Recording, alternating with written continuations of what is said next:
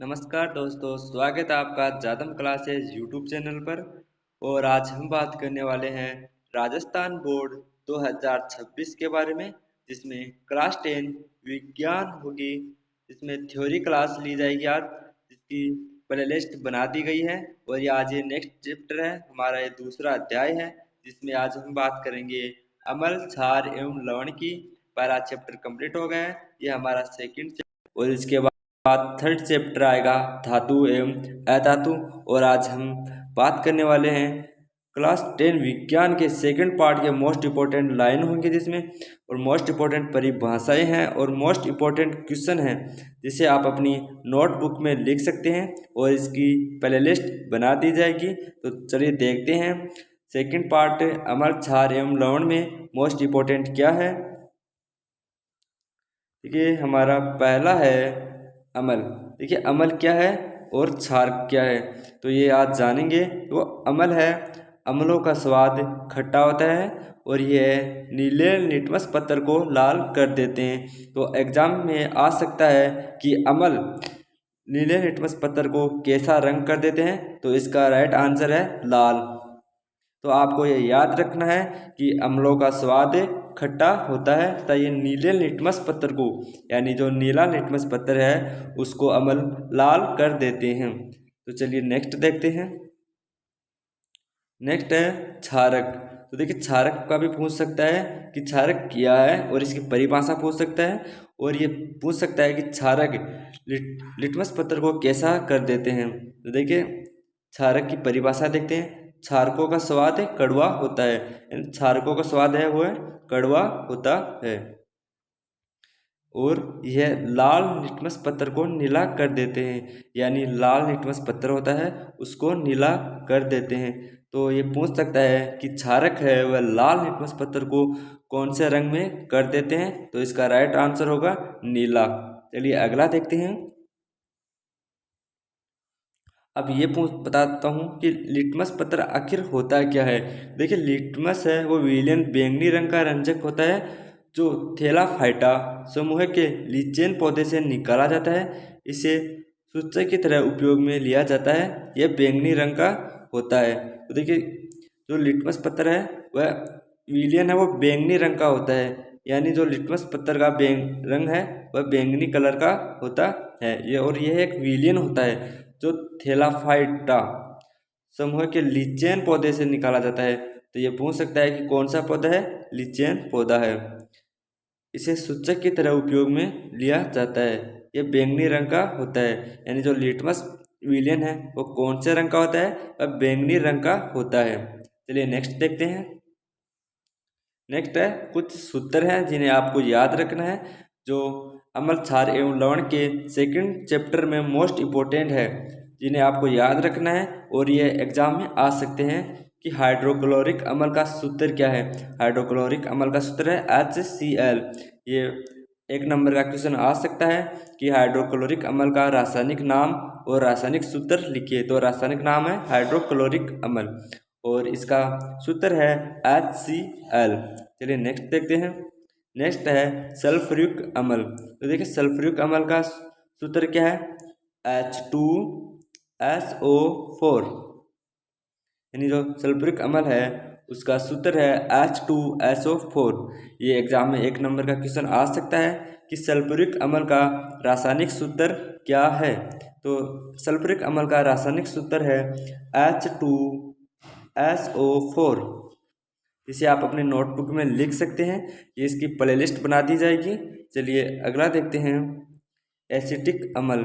देखिए एसिटिक अम्ल का रासायनिक सूत्र है CH3COOH। तो एसिटिक अम्ल का रासायनिक सूत्र है CH3COOH। चलिए अगला देखते हैं। अगला है सोडियम हाइड्रोक्साइड। सोडियम हाइड्रोक्साइड का रासायनिक सूत्र है NaOH। तो यह है एग्जाम में आ सकता है कि सोडियम हाइड्रोक्साइड का रासायनिक सूत्र क्या है। तो सोडियम हाइड्रोक्साइड का रासायनिक सूत्र है NaOH। चलिए अगला देखते हैं कैल्शियम हाइड्रोक्साइड। इसका सूत्र है कोष्टक कोष्टक फिर से OH फिर 2 फिर कोष्टक बंद। कैल्शियम हाइड्रोक्साइड का सूत्र है CaOH2। चलिए नेक्स्ट देखते हैं पोटेशियम हाइड्रोक्साइड। तो पोटेशियम हाइड्रोक्साइड का सूत्र स्टार्ट होता है K से, KOH, इसे पोटेशियम हाइड्रोक्साइड बोलते हैं। चलिए नेक्स्ट देखते हैं। नेक्स्ट है मैग्नीशियम हाइड्रोक्साइड, Mg कोष्टक OH2। तो मैग्नीशियम हाइड्रोक्साइड का सूत्र है MgOH2। चलिए नेक्स्ट देखते हैं। नेक्स्ट है अमोनियम हाइड्रोक्साइड, इसका रासायनिक सूत्र है NH4OH। तो अमोनियम हाइड्रोक्साइड का सूत्र होगा NH4OH। चलिए नेक्स्ट देखते हैं। नेक्स्ट है pH स्केल, तो इसकी परिभाषा है और pH स्केल किसे कहते हैं यह भी बताता हूँ। देखिए pH स्केल किसी विलयन में उपस्थित हाइड्रोजन आयन की सांद्रता ज्ञात करने के लिए जिस यंत्र का उपयोग किया जाता है उसे pH स्केल कहते हैं। यानी अगर कोई विलयन है और उसमें उपस्थित हाइड्रोजन आयन की सांद्रता ज्ञात करनी है तो pH स्केल का उपयोग किया जाता है। और pH स्केल में 1 0 से लेकर 14 तक नंबर होते हैं, जिसमें 7 उदासीन होता है, 7 नंबर उदासीन होता है। तो ये जान गए हैं कि pH स्केल के क्या है, किसी विलयन में उपस्थित हाइड्रोजन आयन की सांद्रता ज्ञात करने के लिए जिस यंत्र का उपयोग किया जाता है उसे pH स्केल कहते हैं। तो चलिए इसके बारे में जानते हैं कि pH स्केल में क्या क्या नंबर होते हैं। तो देखिए अगर किसी विलयन में pH मान 7 है तो उसे उदासीन विलयन कहते हैं। यानी ये pH स्केल का मान होता है 0 से लेकर 14 तक। जहाँ पर अगर 7 आ जाए विलयन का मान तो इसका मतलब ये है कि वह विलयन उदासीन है। चलिए नेक्स्ट देखते हैं। नेक्स्ट है अगर किसी विलयन का pH मान 7 से कम है तो वह विलयन अम्लीय होगा। यानी अगर कोई विलयन है उसका मान pH मान 7 से कम है तो वह अम्लीय होगा। यानी 0 से लेकर 7 के बीच में आ जाए तो वह विलयन अम्लीय होगा। यानी 0 से लेकर 7 के बीच में जो मान होंगे वह अम्लीय होंगे और अगले होंगे क्षारीय। चलिए अगला देखते हैं। अगला है अगर किसी विलयन की pH मान 7 से अधिक है तो वह विलयन क्षारीय होगा। यानी ये pH स्केल है, यह 0 से 14 तक है, ये 7 है। अगर 7 से लेकर 14 के बीच में आ जाता है तो वह विलयन क्षारीय होगा, और कम है 7 पर है तो उदासीन होगा, और 0 से लेकर 7 तक है तो वह अम्लीय होगा। चलिए देखते हैं अगला। तो चलिए कुछ pH मान देख लेते हैं जो एग्ज़ाम में पूछे जाते हैं। हमारे शरीर का pH मान क्या होता है? हमारे शरीर का pH मान है 7 से 7.8 के बीच कार्य करता है, यानी उदासीन होगा। हमारे शरीर का pH मान क्या है? उदासीन होगा। तो एग्ज़ाम में यह आ सकता है कि हमारे शरीर का pH मान क्या होता है, तो आप बताना 7.7 से 8 के बीच, जो उदासीन होता है। चलिए अगला देखते हैं। वर्षा के जल की pH मान, तो पूछ सकता है, इसमें भी एक भी पूछ सकता है, या वर्षा का, या शरीर का, नींबू के रस का, ये कोया कॉफ़ी के रस का।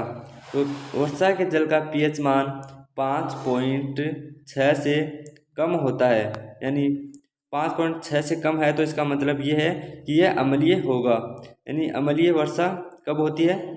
जब pH मान 7 और 0 के बीच में होगा तो उसे अम्लीय वर्षा कहते हैं। चलिए ये देखते हैं कि नींबू के रस का pH मान क्या होता है। तो नींबू के रस का pH मान 2.2 से 2.4 के बीच में होता है, यानी यह भी अम्लीय होगा। ये अम्लीय है क्योंकि ये 0 से लेकर 7 के बीच में है, जो मान अम्लीय होते हैं। चलिए टमाटर के रस का देखते हैं। टमाटर के रस का pH मान 4.1 से 4.6 के बीच में होता है, यानी यह भी अम्लीय होगा। तो कोई भी मान पूछ सकता है, टमाटर का पूछ सकता है, नींबू का पूछ सकता है, या मानव शरीर का pH मान पूछ सकता है कि क्या होगा। तो आपको ये याद रखना है और अपनी नोटबुक में नोट कर लीजिए। अगला है कॉफ़ी के रस का पीएच मान पूछा गया है। तो कॉफ़ी के रस का पीएच मान लगभग 5.0 से 5.5 होता है, जो थोड़ा अम्लीय होता है। यानी 5.0 से 5.5 होता है, यानी ये भी क्या है, ये भी अम्लीय है। जो ये सभी मान आए बताए गए हैं वह सभी मान अम्लीय हैं। अब देखते हैं अगला, मानव शरीर के दांतों का इनेमल शरीर का सबसे कठोर पदार्थ होता है जो जल में नहीं घुलता है। यानी जो मानव शरीर है, यानी हमारा शरीर का दांत होते हैं, उसके जो ऊपर परत चढ़ी होती है वह इसे इनेमल कहते हैं। इनेमल जो शरीर का सबसे कठोर पदार्थ होता है और ये जल में नहीं घुलता है। इसे याद रखना है कि हमारे शरीर का सबसे कठोर पदार्थ क्या है, दांत। यानी जो दांतों का इनेमल होता है ऊपर वाला, वह सबसे शरीर का कठोर पदार्थ होता है जो जल में नहीं घुलता है। अगला देखते हैं, मधुमक्खी के डंक में फॉर्मिक एसिड यानी मेथेनोइक एसिड पाया जाता है, जो एग्जाम में पूछा गया है और इस बार भी एग्जाम में आ सकता है कि मधुमक्खी के डंक में कौन सा एसिड पाया जाता है। तो ये है फॉर्मिक एसिड या फिर मेथेनोइक एसिड पाया जाता है, जो एग्जाम में आने की पूरी संभावना है। तो इसे आप मोस्ट लगा सकते हैं कि मधुमक्खी के डंक में कौन सा एसिड पाया जाता है। फिर है नमक। तो नमक का सूत्र क्या है, NaCl, और इसका रासायनिक नाम है सोडियम क्लोराइड। तो ये पूछ सकता है, ये 1 नंबर का क्वेश्चन आ सकता है कि नमक का सूत्र क्या है। तो नमक का सूत्र है NaCl और इसका रासायनिक नाम क्या है, रासायनिक नाम है सोडियम क्लोराइड। चलिए नेक्स्ट देखते हैं। और देखिए नमक का उपयोग क्या है, भोजन का स्वाद बढ़ाने और रासायनिक उद्योगों में NaCl का उपयोग लिया जाता है। चलिए अगला देखते हैं। अगला है सोडियम हाइड्रोक्साइड। तो सोडियम हाइड्रोक्साइड का सूत्र है NaOH। तो देखिए नमक का सूत्र है NaCl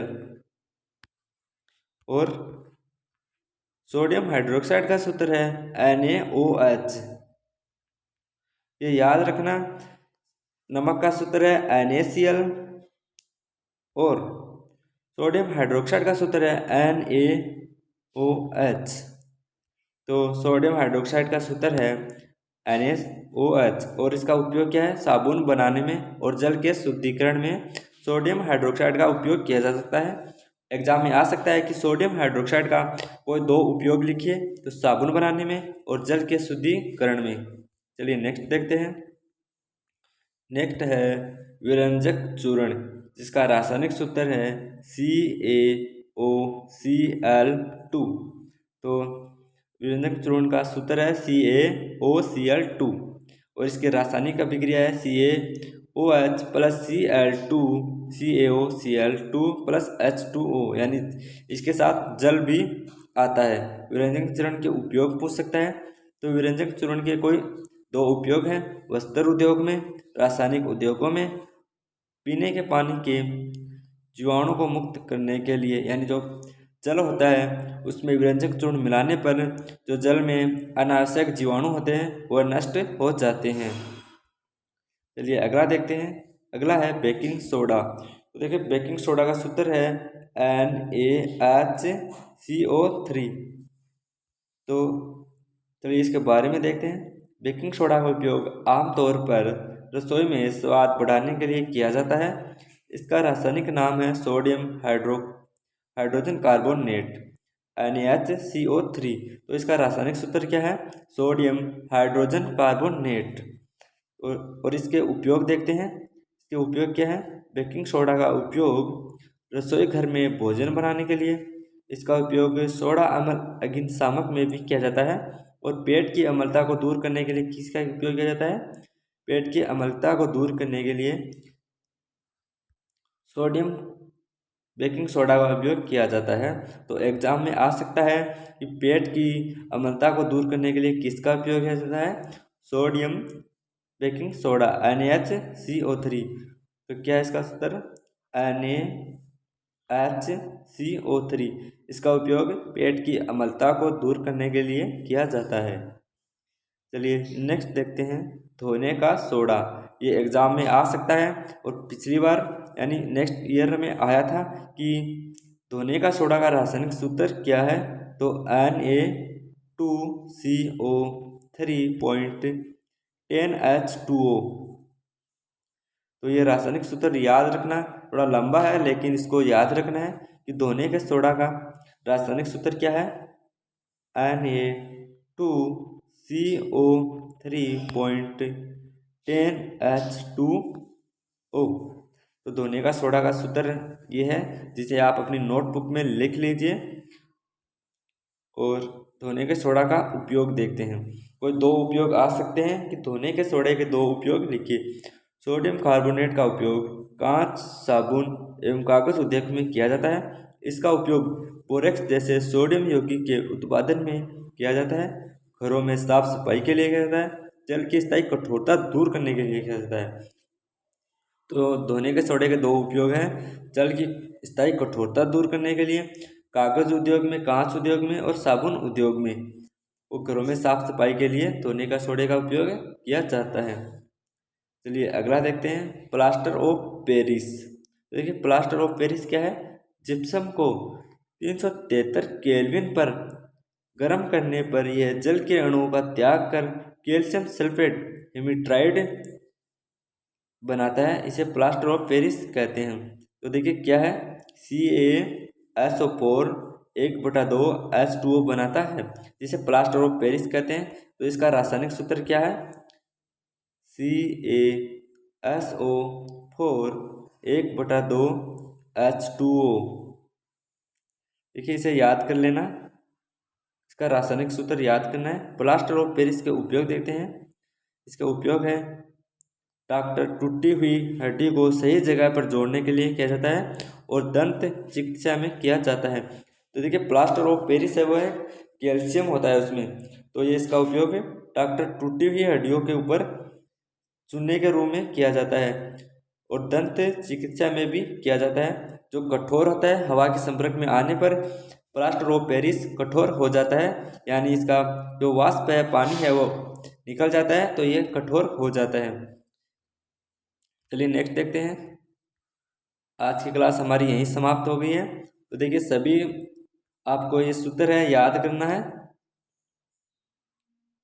ये सभी सूत्र है, जैसे हाइड्रोक्लोरिक अम्ल है, सल्फ्यूरिक अम्ल है, एसिटिक अम्ल है, सोडियम हाइड्रोक्साइड है। इनको अपनी नोटबुक में लिख लीजिए, ये एग्जाम में आ सकते हैं। तो आज हमारा नेक्स्ट चैप्टर कंप्लीट हो गया है, अम्ल और क्षारक लवण का। और इसका अगला चैप्टर आएगा धातु एवं अधातु, जो बहुत जल्द डाल दिया जाएगा प्लेलिस्ट में।